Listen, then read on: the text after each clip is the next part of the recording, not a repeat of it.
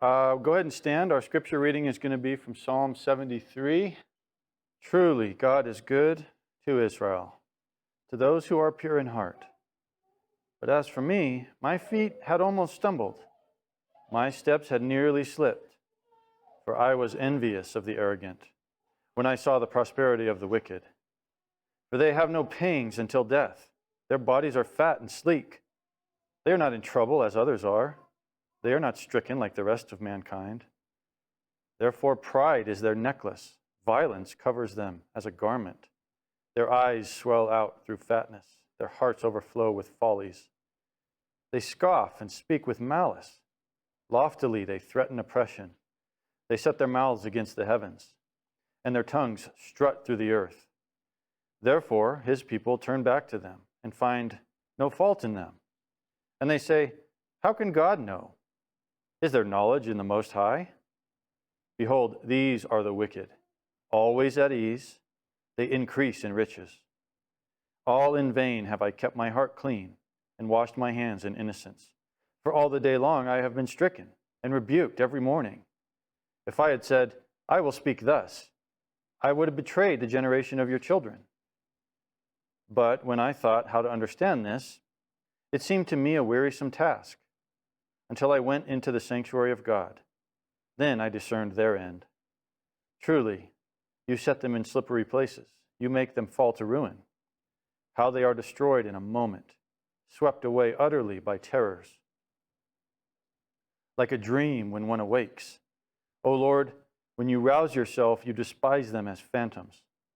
When my soul was embittered, when I was pricked in heart, I was brutish and ignorant. I was like a beast toward you. Nevertheless, I am continually with you. You hold my right hand. You guide me with your counsel, and afterward you will receive me to glory. Whom have I in heaven but you? There is nothing on earth that I desire besides you. My flesh and my heart may fail, but God is the strength of my heart and my portion forever. For behold, those who are far from you shall perish. You put an end to everyone who is unfaithful to you. But for me, it is good to be near God. I have made the Lord my refuge, that I may tell of all your works. Amen. Okay, I've come to favor, I think one of the best words that I've landed on to describe just what we're seeing around us, culturally, socially, nationally. It's not an overstatement to say globally. It just depends on where you're talking about at any given moment. But one of my favorite words that I think helps me make sense of what's going on is disintegration. We're just looking at things disintegrating. Now, there's a little bit of a problem there because, like, you have a sort of reflex problem with the way your brain works. I grew up where disintegration was usually like in the context of a sci-fi movie where some blaster hits, or a laser, or some superpower hits something or somebody, and they just disappear, right? So disintegration came to mean disappear to me, and that's not right. And I think if you break it out where things are disintegrated, that's what we're looking at. Things that formerly were cohesive, were integrated together. There's a sense of being together. A basic bond holding things together. Those things, in many, many areas, are now disintegrating. They are no longer held together. I don't have in mind to get into every area of society where this is happening, but just that's a word that lands like a thud over all of this, and it really helps to for me at least, to see what's going on. Things are disintegrating. Institutions are no longer integrated in the way into our society, into our daily lives, into even civilizationally. Those things are disintegrating. The media used to be sort of mediated, right? It would mediate information to us. Now media institutions are disintegrated. Their information is everywhere. Everything is just sort of in a state of constant flux. Part of that, big part of that, is things are no longer centralized. Everybody has their own individualized experience and how they interpret, how they experience and interpret the world. And then everyone's voice is amplified in a way that it used to not be. So there's an interesting phenomenon there that we might think, man, this looks really bad, that this is now beginning, and this is going to lead to a great descent into a dark period. This is going to lead to a lot of problems. I think that's wrong. Not because it's not true, but because it misses something more fundamental, which is what you're seeing is in the sort of upheaval, the explosion, the eruption of all of the different injustices and all of the anger and all of the sort of rage and outrage and revolutionary thinking in our society. That is not the start of a bad thing that's going to come. It's the culmination of the disintegration I'm talking about. So just to orient us, I think it helps to see it that way. Now, what I want to do is move us through a basic way you can look at the Bible at almost any given point, and there's usually some perspective provided that will show throughout the Bible, literally from start to finish. You will have three offices, if you want to call them that, three functions that God uses both to mediate history, right? As Israel moves through history, as the story of the Bible unfolds, he institutes and uses these three offices of priest, king, and prophet. And they each have their own sort of function or calling associated, identified with them, that I think it'd be helpful to jump into here.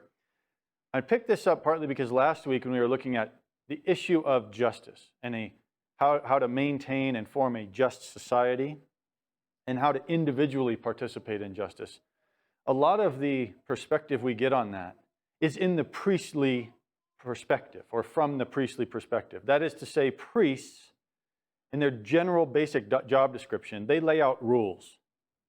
Rather, they have the rules laid out for them by God. That's what the Torah largely consists of. And then their job, their function, is to maintain those rules, interpret those rules, and make sure the rules are followed. But your job as a priest, I mean, it's an important job, but it's simple. Everything's written down, it's black and white, you do it precisely this way, and you make sure others do too. So, for example, purity laws, right? There's a precise way to cleanse an impurity. It depends on which impurity it is, what type it is, and the people who come to you as a priest have to listen to you because you have the instructions and you have them in black and white and they're precisely laid out and they go through it. The priest just expounds what the principles of justice are. When you get to the royal perspective, the perspective of the king, kings have to function according to wisdom. This is why Proverbs mainly is royal literature. It's literature to instruct the royal court as a father laying down not just rules for his sons, but a wisdom perspective. Because to be a king, you have to make decisions in the thick of battle. You have to make tactical decisions that it's not always spelled out. How are you supposed to operate? You are putting people's lives at stake with your judgment, but you have to have God's wisdom to be able to enact justice, to enact the right thing to do at the right time. So a king's perspective must be that of wisdom. That moves the ball forward a little bit. So a classic example of this is Solomon, right? Here, make a judgment. You have two women and they both claim the baby is theirs. There's nothing in the Torah that's going to tell you how to solve that. How does Solomon solve it? Wisdom. That's the king's prerogative and the king's job. It's his duty. According to 1 Peter, according to several other places in the New Testament, we are God's priesthood and we are a royal priesthood. So we're God's kings. That is to say, we rule with him. We have a reign that we participate in with him. That means we need both a priestly perspective, and sometimes we need to do priestly work, and other times we need a wisdom perspective, and we need to do the work of kings. In a time of upheaval and disintegration like we have now, what we did last week was lay out, here's what justice is. I want to give some, mostly just sort of introduction to the discussion that we can continue to work on and talk about together, but some discussion, some perspective on how we should get into the thick of the situation and act with wisdom as God's royal representatives, right? So you watch this all unfold and pick an issue. Go back to the beginning of the coronavirus and all of its health challenges, all of its societal challenges. Talk about any of the numerous panics, dishonest leadership, conspiracy theories running through the many months of that, or pick it up at the tail end of that, which we're in now with police killings, riots, protests. Like all these are their own individual issue, but the cascade of one on top of the other, and one leading into the next, worse than the first, it's disorienting. It makes us all feel like, what do we do with all this? How in the world do you step into this situation and act with any wisdom? Maybe if we're paying attention and know the scriptures, we can lay out some definitions and do the priestly work of telling people what justice is. But how do you step into the thick of it and make wise decisions about engaging in all of it? It's difficult. It's difficult. There's a couple of challenges to that. A lot of challenges to that. I'm going to focus on a couple. It's easy to think that what's happening now, our moment, is unique in history, and therefore uniquely bad, terrifying, and all sorts of other things. Now, all sorts of other conclusions come from that. If you conclude that, it's easy to think, wow, we really have to figure out something no one has ever had to figure out before. That's not quite right. The sort of violence and disorder of our moment is actually not that unusual historically, right? We happen to live in a relatively, actually a pretty astonishingly peaceful and blessed overall society for a long, long time. That it might be unwinding now, and it might be fragmenting in ways we haven't quite seen before, that is disconcerting. But let's not overstate the case and think we're living in a truly unique time in history because these things are so bad.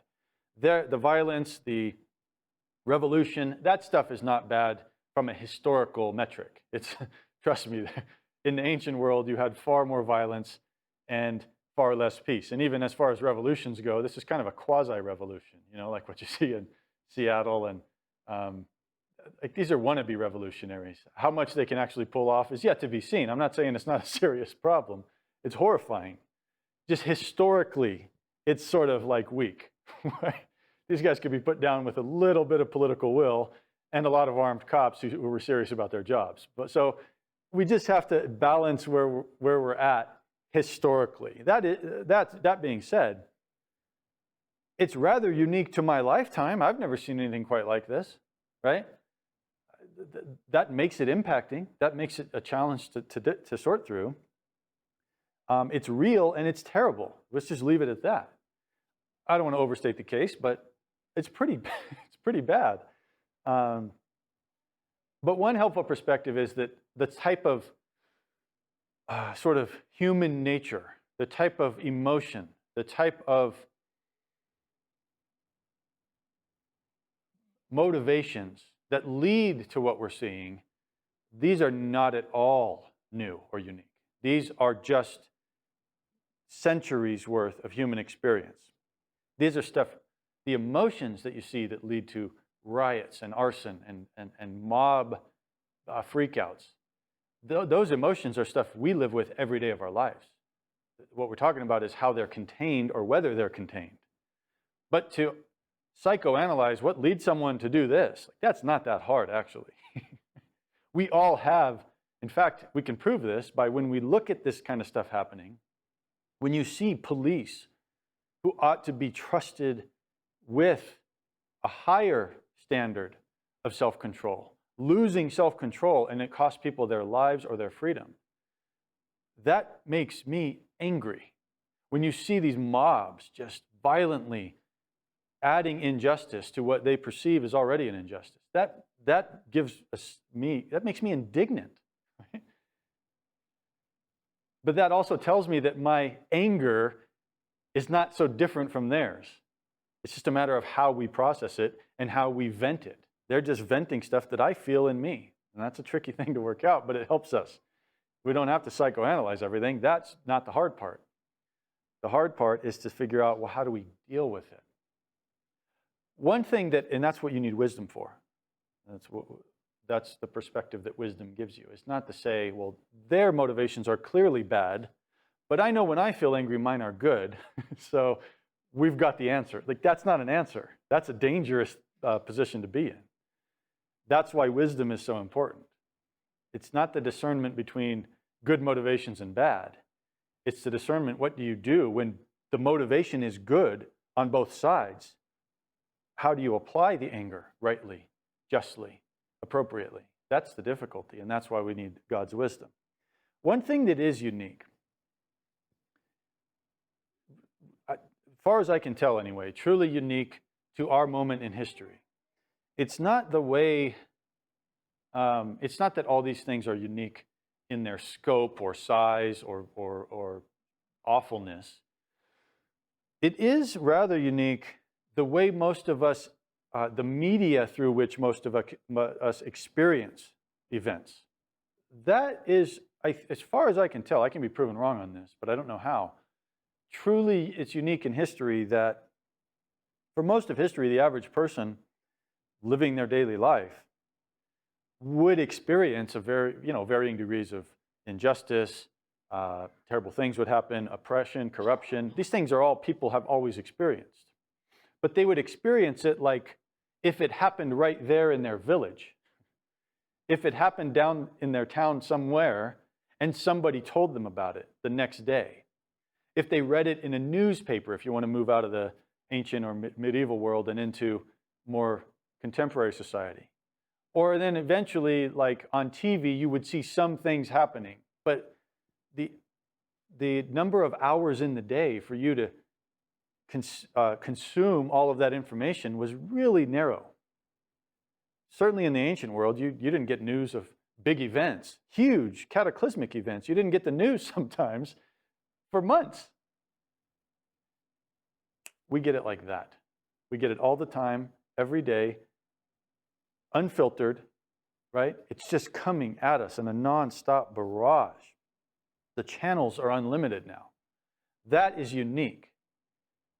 And it's a weird thing to try to sort out for believers, I think, because there's no exact principle laid down, or there's certainly no black and white text scriptures that you can just say, oh, well, when the media disintegrates into so many different social media platforms, websites, television channels, when all of that is at hand now here in the last days, here's how you deal with that. Like there's no black and white on that. It's truly unusual. The first century biblical authors and the ancient Hebrew writers of the Old Testament could not have imagined anything like that, right?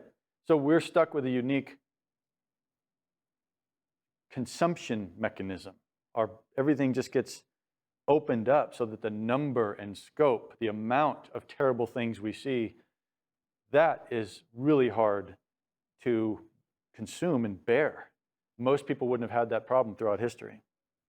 That distorts our experience a little bit. Our daily lives feel a lot more imperiled than, like, again, compared to the standard of living and the standard of comfort and the standard of health enjoyed by most of history. We're not at all imperiled in that sense. We're not at all in as much danger as people would have been throughout most of history. So it's a weird funhouse mirror type of experience. It distorts our overall experience of life. So it's difficult because you have to figure out, well, are we that much worse off? By all measurable standards, we're actually a lot better off. But there is a real problem here that I think leaves us with a real difficulty on our hands, and that is the relentless pace of information coming at us and the disorientation of it all. It leaves us sort of spiritually, emotionally, and psychologically overstimulated and just dizzy. It's hard to reckon with personally. And then it does affect the fellowship because you come together with God's people and it tends to be much more front of mind. Most people in history would have had, like literal threats of violence hanging over their head if they were believers. And when they came together, that was front of mind. They were latched onto each other, holding on literally for dear life because their lives were not secure. We're not that. So we come together and our emotional and psychological disruption and disorientation tends to be the thing we all want to pull together on. And that's not wrong, but just again, historically, we tend to amplify it beyond what it actually is. So in any case, this leads to something that and I admit I totally just made this up because it sounds cool. This leads to something I call the Vigilance Paradox. Two things happen, and we got to look at a biblical way to deal with this. One, it's just too much. And so we just desensitize to it all. It's like it's just another headline at a given point.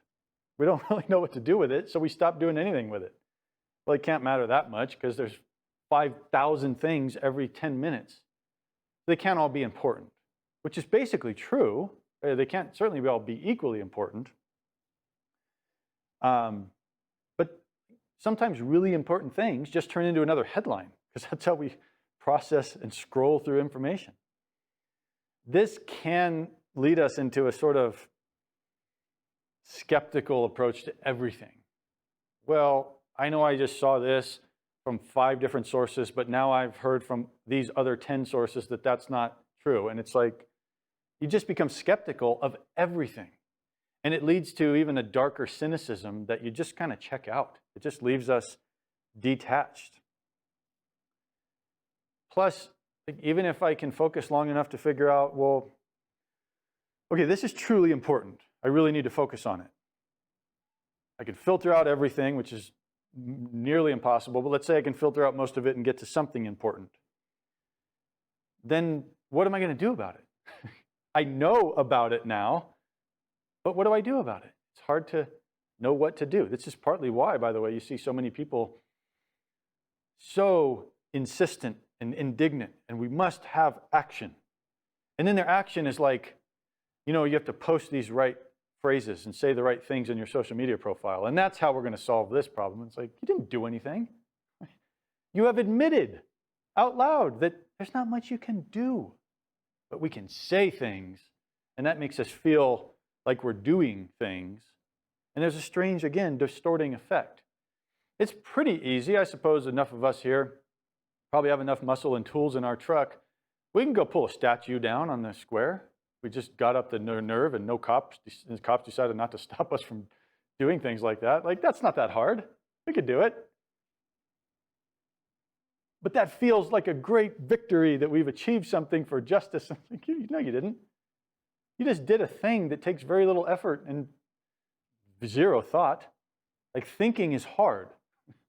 What that is just lazy and cruel and kind of nasty and disruptive to the social fabric. And if you want to bring a statue down, that's fine with me, but that's not how you go about it. Like, we vote on things in this country, so maybe that would be a good idea. But you see what I mean? It's just, you get cynical about it all and you feel like, well, what can I do? And that's partly why people default to thinking that saying things or doing easy things is actually fixing things, and it's not. But you understand why they're doing it, because fixing things is not really, you can't really fix these things that they're talking about. Some things are not fixable because they're just human nature.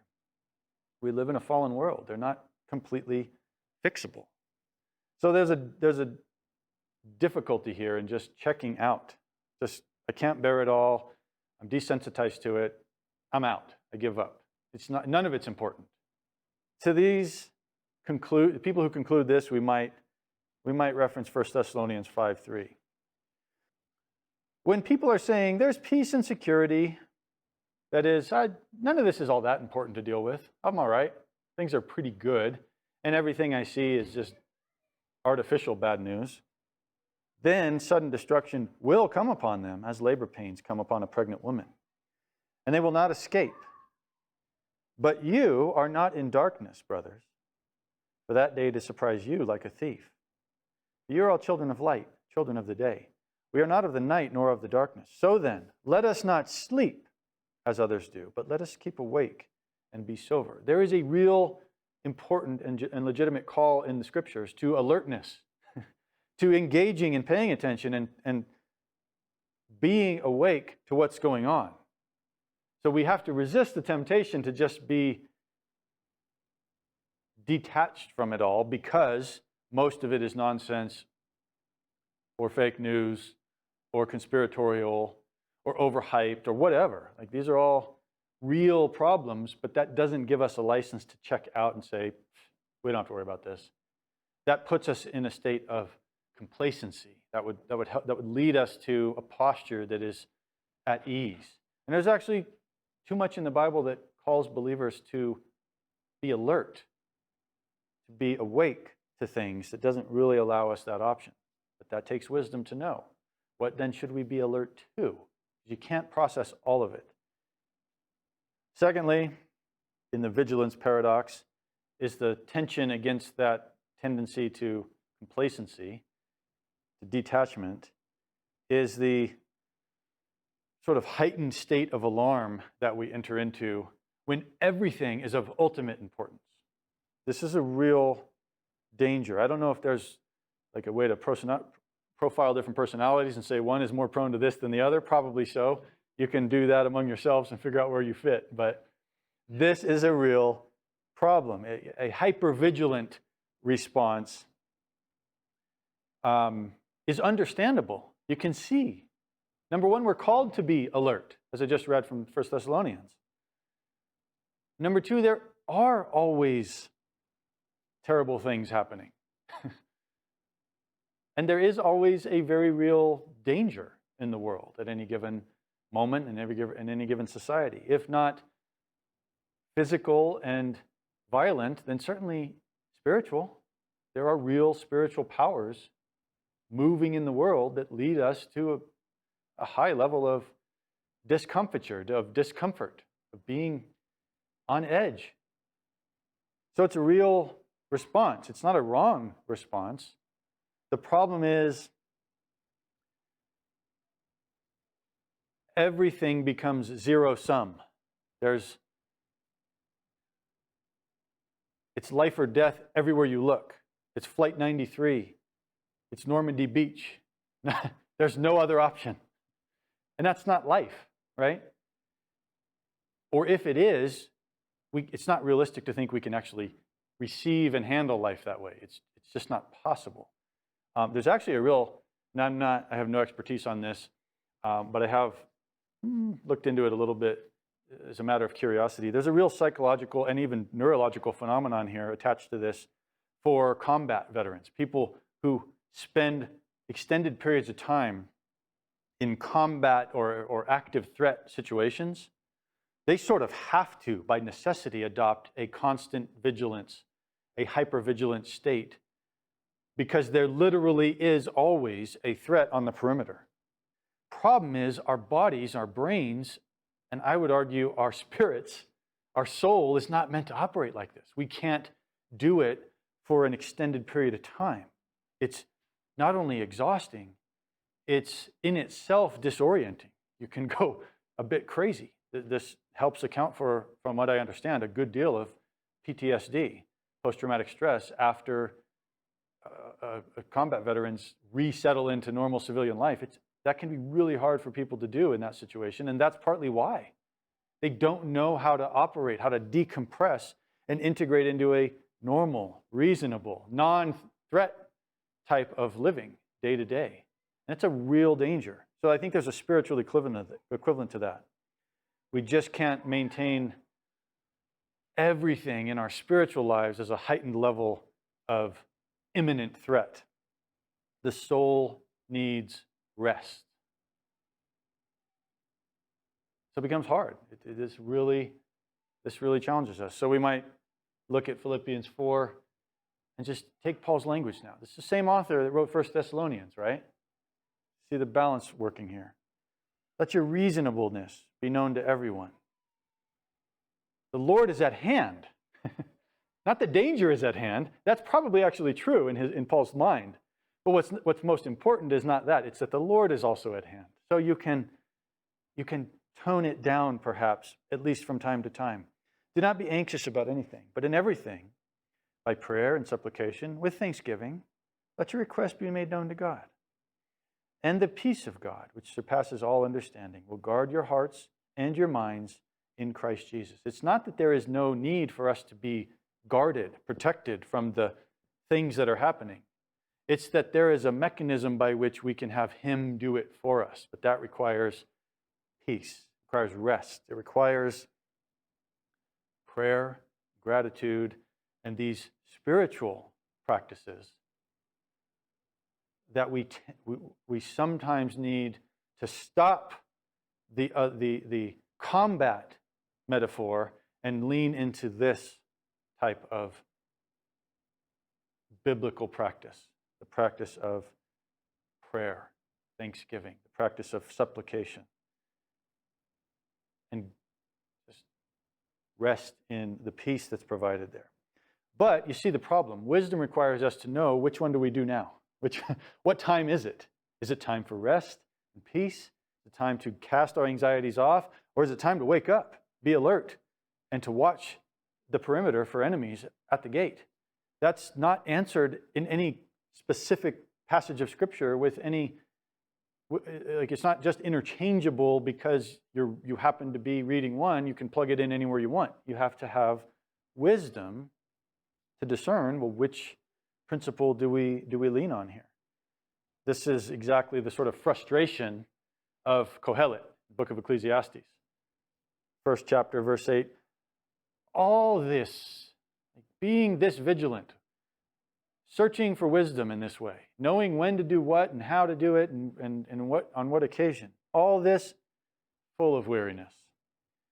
Man cannot utter it. The eye is never satisfied with seeing, the ear is never filled with hearing. What has been, it will be again. What has been done is what will be done, and there's nothing new under the sun. We always have these things to work out, and this can lead you to just exasperation, just partly Kohelet's perspective. It's not exactly where he ends up, but it's a definite perspective that keeps coming across in the book. He'll go on to say, verse 18, in much wisdom is much vexation, and he who increases knowledge increases sorrow. That's how I feel with all this. I'm saying we need wisdom to know what do we do and when. And what comes back to us is, yeah, but that's tiresome. It's vexing. To know always how to do things with wisdom is frustrating. But so be it. You might think back to Proverbs. Look at this. This I thought was funny. I'm reading Proverbs 27. I think it's a pretty good summary of it. And in verse 12, the prudent sees danger and hides himself. You don't need to go after every threat there is. Right? Sometimes you just got to know when to back away from it. But the simple go on and suffer. This is charge into battle. Everything is, again, Normandy Beach, Flight 93. It's all of the utmost importance. There's a vigilance mentality. And to that, Proverbs says, nah, not always. Sometimes prudence says, just know when to give up the fight and to stay away from it. And then a few verses later, this is brilliant. It's part of the wonderful and frustrating way Proverbs works. The wicked flee when no one pursues, but the righteous is bold as a lion. So like in the first one, we're cautioned against unnecessary engagement. And in the second one, we're told that the righteous are always prepared to take a stand. Well, okay, that's just what the Bible gives us, guys. So that's all I have to give you. I think the key here would go back to something Paul said about always through prayer and supplication, right? Or think about James talking about, if anyone lacks wisdom, let him ask of God. Most of this will hinge on how our prayer lives are working.